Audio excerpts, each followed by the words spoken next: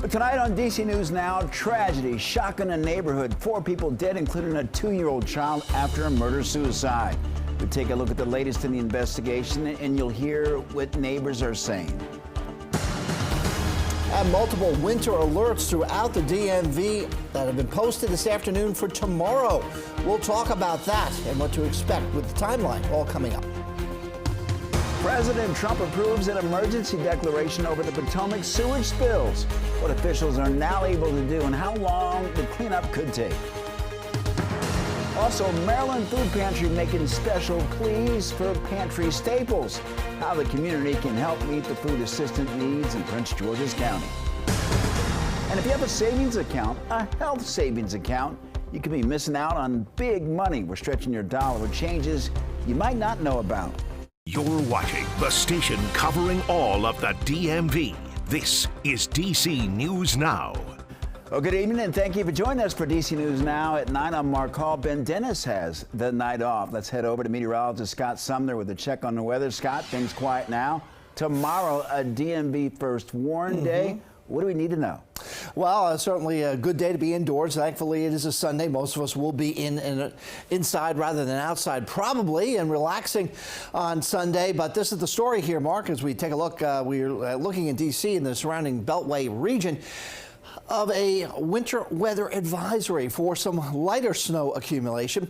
You go further to the north and towards Frederick and Leesburg and Loudoun County, even further north up towards the Mason-Dixon line. That's when you're under have a winter storm warning in effect for higher snow totals there. So it definitely bears watching. Right now there is no snow. It's mostly cloudy. It's 44 degrees outside at this particular moment in time. We'll see that 44 slide down into the middle 30s here between 7 and 9 o'clock in the morning. A little bump in temperature, possibly a degree or two. But really, with the precipitation falling in our region, we won't be seeing much of an upgrade in or uptick in temperature. So here's kind of a timeline for you here. From 6 to noon tomorrow will be mostly rain here in D.C. And from noon to 6, the rain will start to change over to snow closer to that 5-6 o'clock hour. From 6 to midnight is when we see the most accumulating snow here, steady to moderate at times. And midnight to Monday morning, well, that's when the snow starts to wind on down and move out of here fairly quickly. We'll have snow totals for you, our estimated snow totals coming up for you in just a little bit. Mark? Scott, thank you. And stay with our team of meteorologists as they continue tracking snow for the region. You can keep up with the latest conditions and also hour-by-hour forecast by scanning the QR code on your screen. It'll take you to dcnewsnow.com/weather. Well, the investigation continues tonight in a horrific scene in Prince William County, Virginia. 4 members of a Woodbridge family stabbed to death in what investigators call a murder-suicide. 2 of the victims are a 2-year-old boy and his mother. DC News Now's Dave Laval has the latest. Prince William County police have yet to release the names of the victims found inside a home in this Woodbridge neighborhood.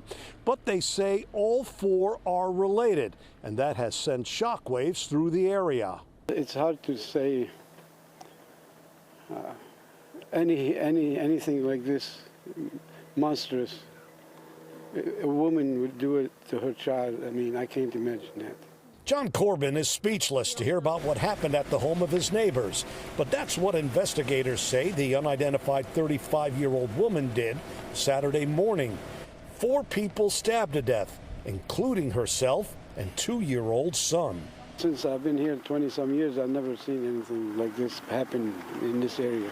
Investigators describe the other victims as a 71-year-old woman and 40-year-old man.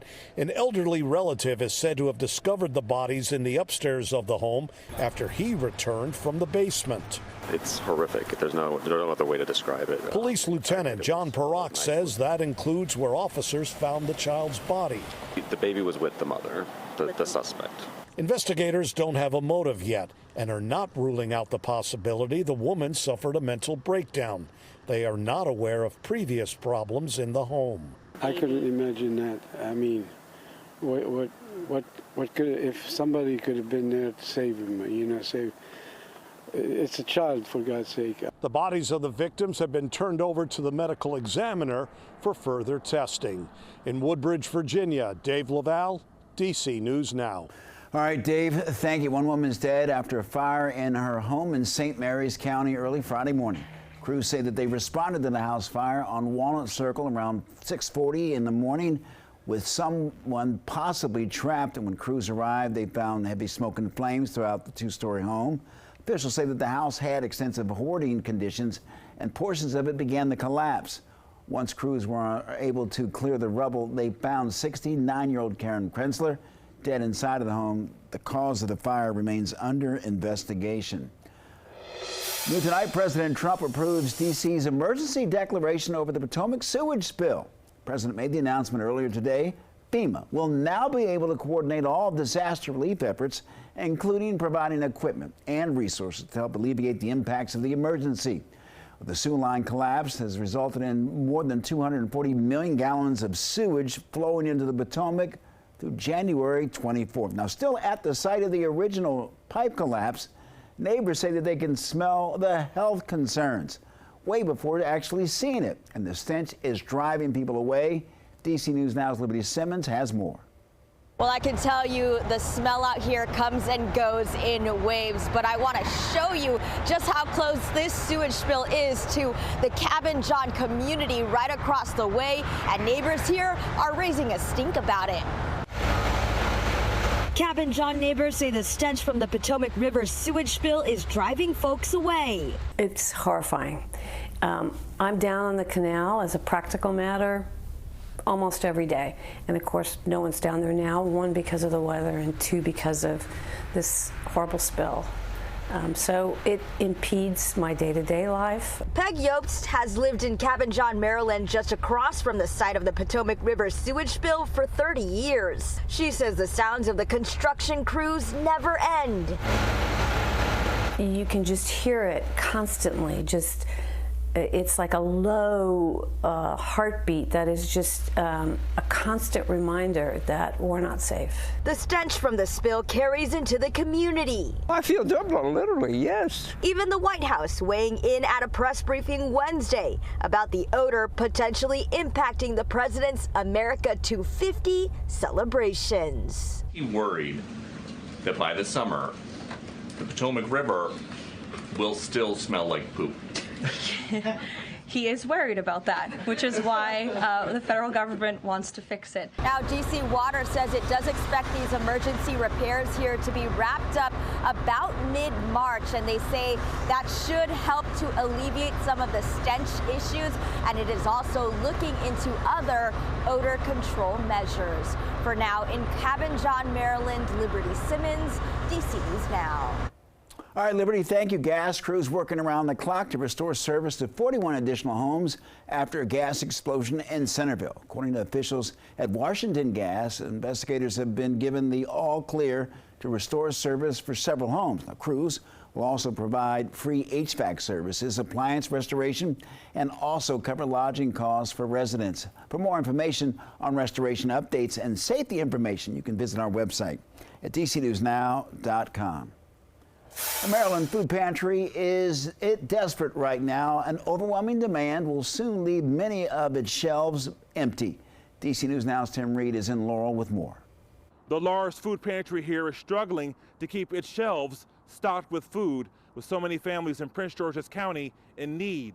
So they're asking for the community's help to continue their mission to fight hunger. We have cantaloupe, fresh, pineapple. Ross Hughes is one of thousands of people who depends on the Laurel Advocacy and Referral Services Food Pantry to put food on his table. Everybody needs food, so you can't fight that. I mean, being as though the economy is what it is and you can barely buy food. The pantry is facing a food shortage and is now asking the community to help donate. They need all kinds of staple items like... And we're looking for basics. We're looking for flour.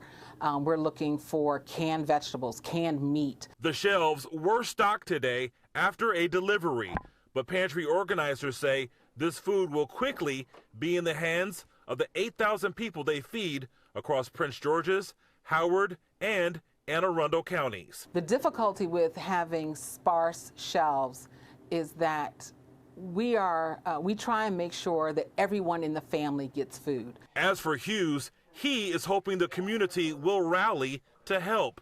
He experienced homelessness for 12 years and, like many, needs the assistance. I would hope that more people find it in their heart to donate to establishments like Laurel's. The pantry provides more than 95,000 meals every year to help those in need. In Laurel, Maryland, Tim Reed, DC News Now. Our thanks to Tim. Well, families in the district are celebrating the Lunar New Year with a parade this weekend. It starts tomorrow at 2. It will feature cultural performances, community festivities, and a big firecracker finale on 8th Street. Now, the Chinese Benevolent Association organizing the event, and they say that more than 40,000 people come out to the parade every year, and there will be road closures for the event. And to find those details, head to our website at dcnewsnow.com.